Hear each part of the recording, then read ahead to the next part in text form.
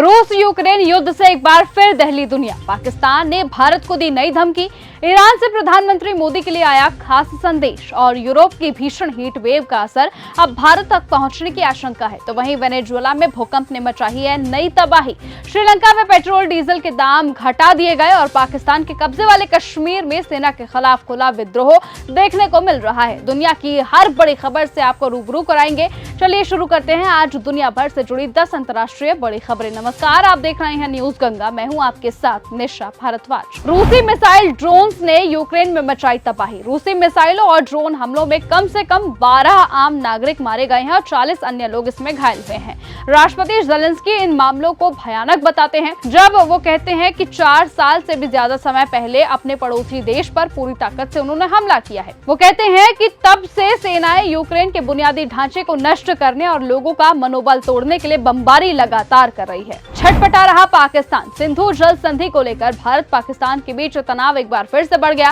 पाकिस्तान की जलवायु परिवर्तन मंत्री मुसाद्दिक मलिक ने भारत को गीदड़ भभकी दी। मलिक ने कहा कि अगर पाकिस्तान के हिस्से का पानी रोकने की कोशिश हुई तो हाथ काट दिए जाएंगे। भारत ने 2025 के पहलगाम आतंकी हमले के बाद संधि को सस्पेंड कर दिया था। मुज्तबा खामिनोई का पीएम मोदी को संदेश। ईरान के सर्वोच्च नेता अयातुल्लाह मुज्तबा खामिनोई ने प्रधानमंत्री मोदी को ईद उल अजहा की बधाई के लिए धन्यवाद दिया। उन्होंने भारत ईरान के बीच लंबे समय से चले आ रहे दोस्ताना संबंधों को मजबूत करने पर जोर दिया। उन्होंने आपसी सम्मान और साझा हितों पर आधारित ऐतिहासिक दोस्ती को आगे बढ़ाने की इच्छा जाहिर की है। नासा सैटेलाइट इमेज में दिखा वेनेजुएला में भूकंप का क्रूर चेहरा। वेनेजुएला के नेशनल एम्बेसी के अध्यक्ष जॉर्ज रोड्रिगोज ने सोमवार को अपने एक रिपोर्ट जारी की है। सरकारी आंकड़ों के अनुसार अभी तक आधिकारिक तौर पर 855 इमारतों के क्षतिग्रस्त होने की पुष्टि हुई है। इनमें से 179 इमारतें पूरी तरह से ढह चुकी है, जिसकी सैटेलाइट तस्वीर अब सामने आई है। पीओके के कश्मीरियों ने कहा, हम पाकिस्तान में नहीं। पाकिस्तान के कब्जे वाले कश्मीर में लोगों का विद्रोह लगातार बढ़ता जा रहा है। वहां विरोध प्रदर्शन होते जा रहे हैं। वो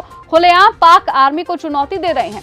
आर्मी चीफ आसिम मुनीर को तानाशाह तक इस विद्रोह में बताया जा रहा है। वियतनाम के रेस्टोरेंट में भारतीय फैमिली ने काटा बवाल। वियतनाम में मौजूद इस इंडियन रेस्टोरेंट के ओनर ने अपने इंस्टाग्राम पेज पर एक वीडियो शेयर किया है। ये सीसीटीवी फुटेज में आरोप लगाया गया है कि बवाल के बाद भारतीय परिवार ने धमकी भी दी कि वो पूरा रेस्टोरेंट खरीद कर उसे नष्ट करवा सकते हैं। वेनेजुएला में भारत का राहत अभियान तेज। वेनेजुएला में भूकंप प्रभावित लोगों की मदद के लिए भारत का ऑपरेशन अस्मिताद तेजी से जारी है। भारतीय सेना का फील्ड अस्पताल 24 घंटे मुफ्त चिकित्सा सेवाएं दे रहा है, जबकि भारतीय वायुसेना राहत सामग्री, दवाइयां और मोबाइल अस्पताल भीष्म क्यूबा वहां पहुंच चुकी है। यूरोप की भीषण हीट वेव का भारत पर होगा असर। पूरा यूरोप इस वक्त हीट वेव से बेहाल है। विश्व मौसम संगठन ने 21 जून के बाद से हीट वेव की वजह से जान गंवाने वालों की संख्या अब जाहिर की है। यूरोप जिस हीट वेव को महसूस कर रहा है उसके लिए वो पहले से तैयार नहीं था। यूरोप के हालातों का असर अब भारत पर भी पड़ सकता है। पर्यटन, कृषि, सप्लाई चेन तक प्रभावित हो सकती है। श्रीलंका ने भी घटाए पेट्रोल और डीजल के दाम। अमेरिका और ईरान के बीच डील होने के बाद से अंतर्राष्ट्रीय बाजार में कच्चे तेल की कीमत तेजी से गिरी है। ऐसे में मंगलवार को श्रीलंका ने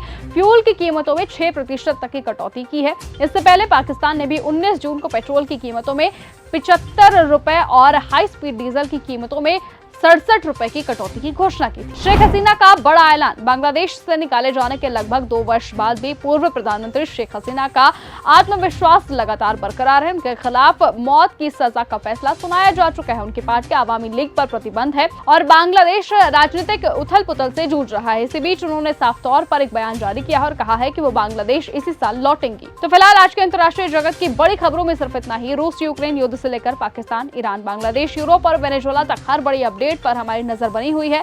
और आज की इस खबर में सिर्फ इतना ही। देश और दुनिया की तमाम बाकी खबरों के साथ ऐसे ही जुड़े रहने के लिए आप बने रहिए और देखते रहिए न्यूज गंगा। एक बार फिर मुलाकात होगी आपसे कल सुबह 10 बजे। नमस्कार। अगर आपको ये हमारा वीडियो पसंद आया हो तो इसे लाइक और शेयर करना बिल्कुल न भूलें। साथ ही हमारे चैनल न्यूज गंगा को सब्सक्राइब और फॉलो जरूर करें ताकि देश और दुनिया की हर बड़ी खबर आप तक सबसे पहले पहुंचे।